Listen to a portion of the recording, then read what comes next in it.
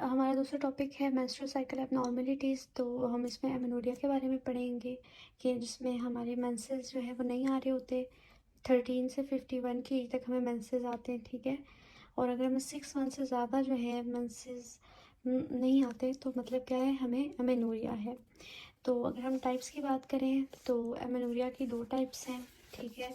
एक आ जाती है हमारी प्राइमरी एमेनोरिया और दूसरी है हमारी सेकेंडरी एमेनोरिया।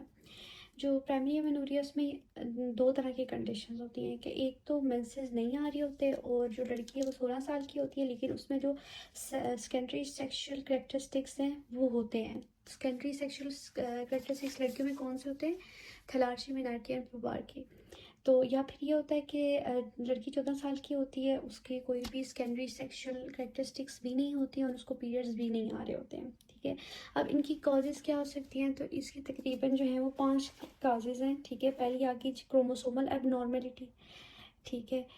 टर्नर सिंड्रोम की वजह से, ठीक है। 50% बच्चियों में ये इशू होता है एमेनोरिया, जिस वजह से इनको हुआ होता है कि उनके जो क्रोमोसोम्स होते हैं वो 46 की जगह 45 होते हैं और उनमें कोई भी सेकेंडरी सेक्सुअल करेक्टरिस्टिक भी अभी तक डेवलप नहीं हुआ हुआ होता, अकर नहीं हुआ हुआ होता।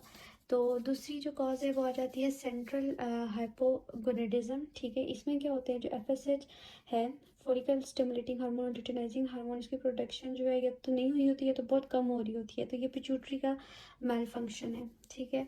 फिर तीसरी कॉज है हमारे पास कैलमैन सिंड्रोम। अच्छा जी, इसमें ये है कि कैलमैन सिंड्रोम जो है ये इनफर्टिलिटी काज करता है, ये हाइपोथैलेमस का में इशू की वजह से होता है और ये बहुत रेयर सा सिंड्रोम है। तो इसमें हमारी ब्रेस्ट जो है उसमें बहुत डिले होता है उसकी डेवलपमेंट में, हमारी प्यूबिक हेयर नहीं आए होते, हमारे मेंसेस नहीं हो रहे होते। तो किस वजह से कि हाइपोथैलेमस में इशू है, तो जाहिर सी बात है गोनेडो ट्रोफिन रिलीजिंग हार्मोन जो है वो हमारा हाइपोथैलेमस प्रोड्यूस करता है। जब उसमें इशू है तो जीएनआरएच जो है वो प्रोड्यूस ही नहीं होगा। जब ये प्रोड्यूस नहीं होगा तो उस वजह से क्या होगा कि जो हमारे जेनिटेलियाज हैं वो अंडर डेवलप होंगे। इसमें टर्म आती है एमेनोरिया और एनोस्मिया। तो एनोस्मिया क्या होता है? ये भी हार्मोनल डिसफंक्शन है जिसमें आपको ना स्मेल किसी भी चीज़ की नहीं आ रही होती है। अच्छा जी, अब फोर जो हमारे पास है वो है मुलेरियन डक्टोजेनेसिस। ये जो है इसमें क्या होता है कि इसमें ना तो फेलोपियन ट्यूब बनी हुई होती है, ना कोई सेकेंडरी सेक्सुअल करेक्टरिस्टिक्स आए हुए होते हैं बच्ची में, ना यूट्रस बनी हुई होती है। वजाइना का सिर्फ अपर टू थर्ड हिस्सा जो है ना वो बना हुआ होता है। तो ये भी एक डिसऑर्डर है एमेनोरिया का। देन फिफ्थ हमारे पास जो काज है वो इम्परफोरेटेड हाइमन आ जाती है। तो इसमें क्या होता है, जैसे कि देखिए ये हमारे पास जो है ना ये नॉर्मल हाइमन है, ठीक है। ऐसे ये यहाँ पर खुला हुआ होता है, लेकिन जो इम्परफोरेटेड हाइमन होता है ना वो बिल्कुल बंद होता है, ब्लॉकेज हुई हुई होती है वजाइनल कैनाल की, उसने बिल्कुल बंद किया हुआ होता है उसको। और ये जब बच्ची पैदा होती है ये इस डिफेक्ट के साथ पैदा होती है, बाद में आप सर्जरी करा के जो है ना इसको खोल सकते हैं। क्यों? क्योंकि अगर आप इसको खोलेंगे नहीं तो आपको पीरियड्स नहीं होंगे, तो पीरियड्स नहीं होंगे तो कौन सी टर्म होगी? एमेनोरिया। अच्छा जी, फिर हमारे पास अगला आ जाता है सेकेंडरी एमेनोरिया। इसमें क्या होता है कि लड़की को पहले पीरियड्स आते हैं, मतलब पहले नॉर्मल होते हैं पीरियड्स, लेकिन अचानक से पीरियड्स आना बंद हो जाते हैं। तकरीबन 6 माह से पीरियड्स नहीं आ रहे, लेकिन इससे पहले पीरियड्स होते थे। तो उस सिचुएशन को या उस प्रोसेस को हम क्या कहते हैं? Secondary amenorrhoea. अब ये किस वजह से होता है? या तो प्रेग्नेंट है औरत इसलिए उसको पीरियड्स नहीं आ रहे, या तो फिर ओवरी में कोई इश्यू है, ओवरियन एब्सिस है, या फिर ओवरी का कोई कैंसर हो गया है, या फिर इंसफिशेंसी हो गई है, ओवरियन इनसफिशेंसी, या ही कोई सिस्ट है जैसे पीसीओएस हो गया, ठीक है। उसमें क्या होता है कि ओबेसिटी हो जाती है, ओबेसिटी के साथ साथ जैसे मतलब दाढ़ी शाड़ी आ जाती है मर्दों की तरह, फिर ग्लूकोज लेवल भी बहुत हाई होता है। इस वजह से भी हार्मोन्स के अनबैलेंस की वजह से भी जो है पीरियड्स आना रुक जाते हैं।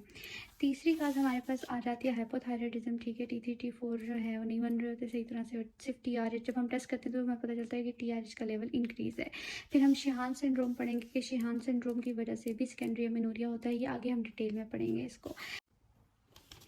हमारे पास फिर आ जाता है यूट्राइन एबनॉर्मलिटी, ठीक है। स्मैशरमैन सिंड्रोम होता है, ये आफ्टर डीएनसी के बाद अक्सर जो है ना ये होता है। क्यों? डीएनसी क्या होती है कि जब अबॉर्शन हो जाता है या मिसकैरेज होता है ना, बाद में जो गंद रह जाता है उसको साफ़ करते हैं, तो उस दौरान जो है ना हमारी जो जो टिश्यूज़ होते हैं ना, अगर उनकी स्कारिंग हो जाती है, हमारी सर्विक्स या यूट्रस के जो टिश्यूज़ हैं उनकी स्कारिंग हो जाए तो उस वजह से ये हमारा एशरमैन सिंड्रोम जो है ये बन जाता है। इसमें क्या होता है, या तो आपको पीरियड्स आ रहे होते हैं थोड़े थोड़े, या तो बिल्कुल ही नहीं आ रहे होते। आपको पेन अलबत्ता बहुत ज़्यादा होता है। क्यों? क्योंकि आपकी यूट्रस जो है वो ब्लॉक ब्लॉक हुई हुई होती है। जब यूट्रस ब्लॉक है तो ब्लड आगे आ ही नहीं सकता, तो इस वजह से बस आपको पेन बहुत ज़्यादा होती है, और इसका जो ट्रीटमेंट है वो क्या है, एडिसोलाइसिस। उसके बाद हम बात करेंगे हमारे सर्विकल स्टेनोसिस की। ठीक है, ये भी काज है जो सेकेंडरी एमेनोरिया काज कराता है। ठीक है, तो इसमें क्या होता है, ये किस वजह से होता है, सर्विकल स्टेनोसिस मीनोपॉज की वजह से होता है, सर्विकल सर्जरी की वजह से होता है, या फिर एंडोमेट्रियल की एब्लेशन मतलब कि रिमूवल की वजह से होता है, या फिर सर्विकल या फिर यूट्राइन कैंसर की वजह से होता है, और रेडिएशन थेरेपी की वजह से भी हो सकता है। ये भी सर्विकल स्टेनोसिस फिर क्या करता है, सेकेंडरी एमेनोरिया कॉज करवाता है।